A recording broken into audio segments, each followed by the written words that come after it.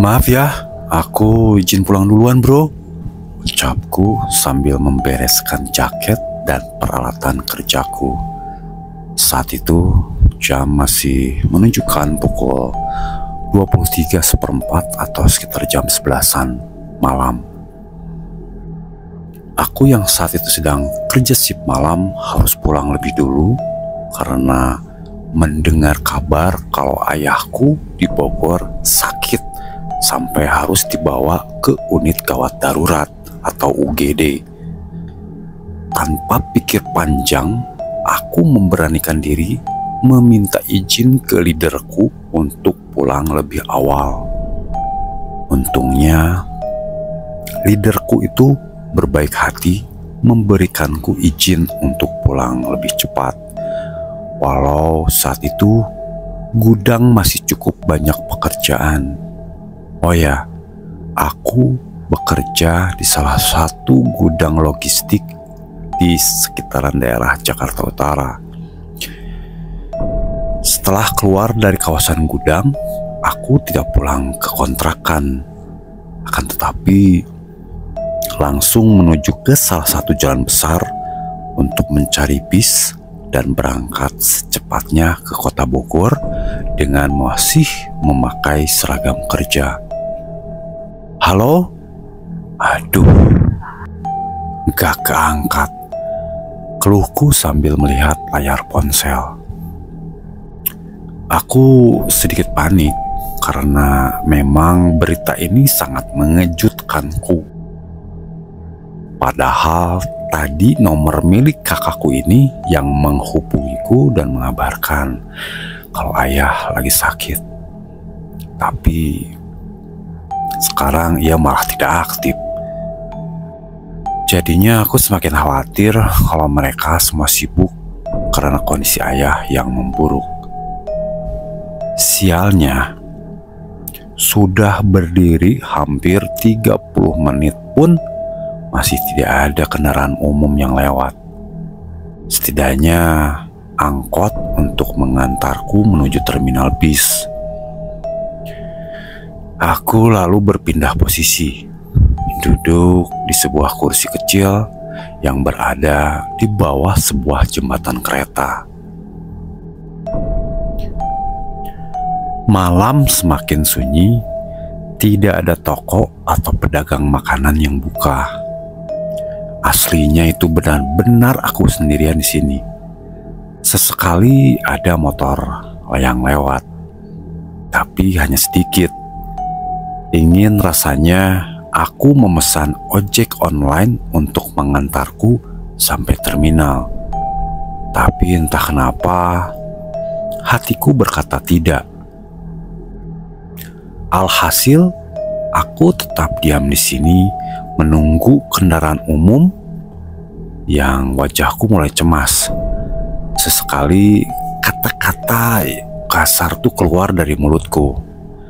Aku cek ponsel, masih belum ada kabar dari keluargaku di Bogor. Dan malam mulai terasa dingin. Aku memakai jaketku. Sesekali aku merinding, tapi aku tak terlalu memikirkannya. Tak lama kemudian, sorot lampu kendaraan terlihat dari kejauhan. Tampak sebuah bis besar lewat. Maka aku berdiri dan mendekat ke jalan raya.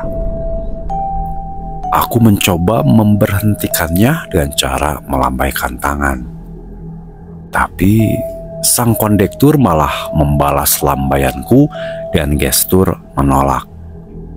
Karena tampaknya bis itu sudah tidak mengangkut penumpang lagi.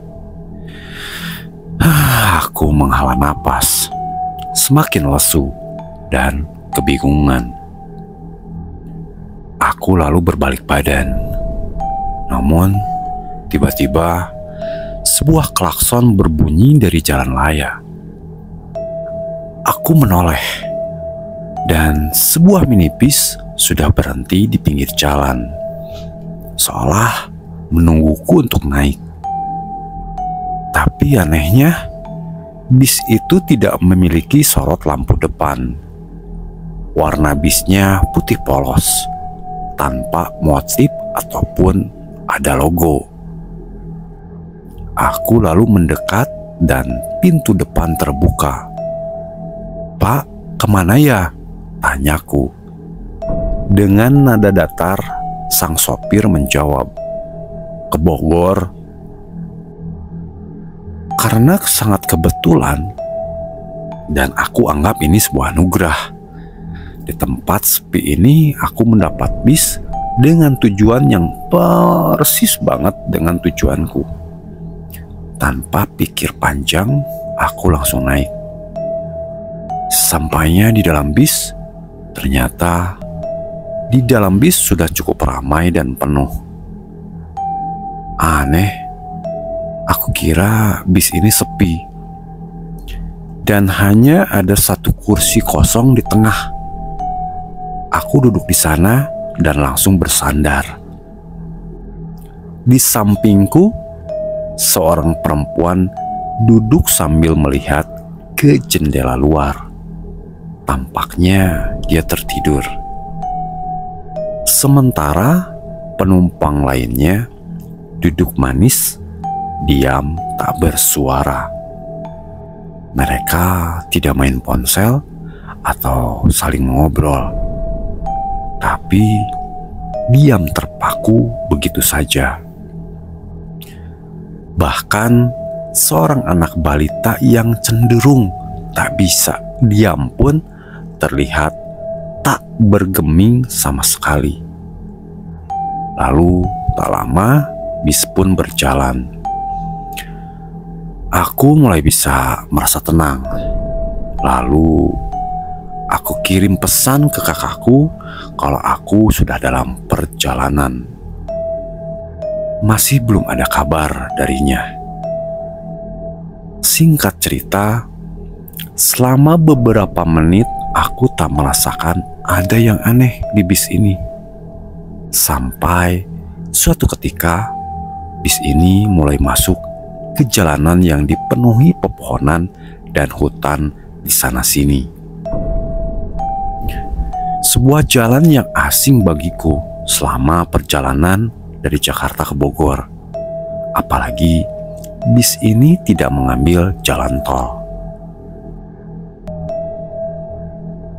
Awalnya aku berpikir bis ini mengambil jalan pintas, karena ini sudah malam juga. Jadi buat apa lewat jalan tol kalau ada banyak jalan pintas yang sepi seperti ini?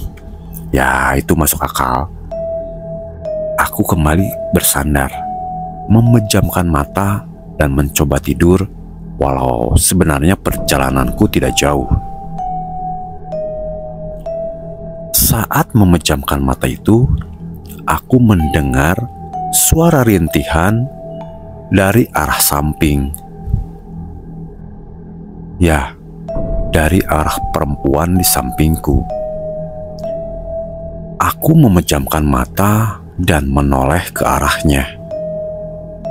Karena ia menghadap ke jendela dan rambutnya yang panjang, aku jadi tidak bisa melihat wajahnya. Tapi mendengar rintihannya, sepertinya ia sedang sakit. Suara rintihan itu mulai berubah menjadi suara napas yang sesak dan tersenggal-senggal, seperti penderita asma. Aku semakin khawatir, apalagi saat ini sedang musimnya virus menular. Aku lalu memegang bahunya dan bertanya, "Mbak, gak apa-apa?" Tanyaku penasaran. Tapi ia tak menjawab dan masih dengan posisi semula. Aku berpikir kondisinya amat tidak bagus. "Maaf ya Mbak." Aku berinisiatif untuk melihat wajahnya. Aku menyingkirkan rambut-rambut yang menutupi wajahnya. Itu belum selesai menyingkirkan rambut, tiba-tiba dia menoleh dan langsung menatapku. Wajahnya pucat seperti mayat, Tatapannya kosong ke arahku. Dan 2 buah kapas terpasang di lubang hidungnya. Persis seperti mayat. Mulutnya terbuka dan mengeluarkan suara rintihan sekaligus sesak napas seperti tadi. Aku kaget dan hampir terjatuh. Kemudian terpaku menatap perempuan itu. Apakah ini nyata? Gumamku dalam hati. Tolong! Aku ketakutan dan teriak sambil berdiri. Akan tetapi, betapa terkejutnya aku saat aku berdiri dan melihat sekitar. Semua penumpang yang ada di bis ini berubah menjadi pocong. Satu persatu penumpang yang berbalut kain kafan itu menoleh ke arahku. Persis seperti perempuan tadi. Lubang hidung mereka disumbat oleh 2 kapas. Wajahnya pucat. Semua tatapan mata mengerikan itu tertuju kepadaku. Aku langsung ketakutan dan mau tak mau aku berlari ke arah supir untuk meminta pertolongan. Sampai di depan, sang sopir masih fokus menyetir. "Pak, tolong, ada pocong," ucapku panik. "Ah, pocong apaan? Ngaco kamu," kata sang sopir. "Bener pak, itu pocong beneran," jawabku berusaha meyakinkan. "Oh, tenang mas, itu teman-teman saya mas." Sang sopir lalu menoleh ke arahku, menunjukkan wajahnya yang rata tanpa hidung, mata, maupun mulut. Melihat itu aku langsung pingsan di tempat dan tak mengingat apa-apa.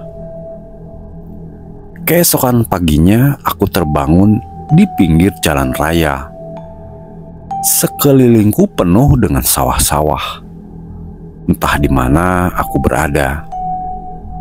Saat itu jam menunjukkan pukul 6.10 pagi.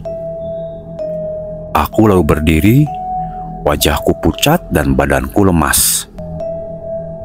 Tak ada siapa-siapa di sekitarku. Aku lalu membuka ponsel dan menelepon kakakku untuk memastikan keadaan ayah. Masa bodoh dengan kejadian semalam, yang penting adalah ayahku. "Halo, Teteh, gimana Bapak?" tanyaku saat telepon sudah tersambung. Bapak baik-baik aja kok," jawab kakakku. "Loh, katanya semalam telepon Bapak sakit dibawa ke UGD," tanya aku. Kakakku malah semakin bingung. Siapa yang telepon kamu? Teteh nggak telepon kok. Lagi juga Bapak baik-baik saja, sehat kok. Ini lagi nongkrong di pos ronda," kata kakakku menjelaskan. Sontak aku merinding sekaligus bingung. Siapa yang menelpon semalam dan mengabarkan ayahku sakit? Terus yang telepon semalam siapa yang bilang ayah sakit? Suaranya itu persis suara Teteh loh. Nomornya juga nomor Teteh, balasku. Nggak tahu, Teteh nggak telepon pokoknya, tegasnya. Setelah itu telepon aku matikan. Aku lemas dan tak tahu harus bagaimana. Aku berjalan mengikuti jalan raya sampai akhirnya bertemu sebuah warung kopi. Aku duduk di sana dan menunggu bis lagi. Jujur saja, aku merasa shock setelah rentetan kejadian ganjil yang semalam menimpaku. Tak lama, aku mendengar seseorang bicara dari dalam warung. Anehnya, mereka berbicara dengan bahasa Jawa. Lantas, aku bingung dan segera masuk ke warung. Karena aku juga belum tahu di mana aku berada. "Permisi, ini di daerah mana ya?" tanyaku sampai masuk di dalam warung. Salah satu warga lokal di sana kemudian menjawab, Oh, ini udah masuk daerah Ngawi, Mas. Aku semakin shock saat mendengar jawaban itu. Ya, sejauh itu bis setan membawaku dari Jakarta ke Ngawi, Jawa Timur. Dan hanya memakan waktu beberapa jam saja. Aku terdampar di tempat yang sama sekali tidak aku kenal, sangat jauh dari rumah maupun tempat rantauku. Kita benar-benar berdampingan sama mereka, makhluk tak kasat mata. Dan masih banyak hal-hal di luar nalar yang mungkin belum bisa dipecahkan secara logika. Sampai ketemu lagi di cerita-cerita seram dan horor lainnya hanya di Jurnal Horor. Salam horor.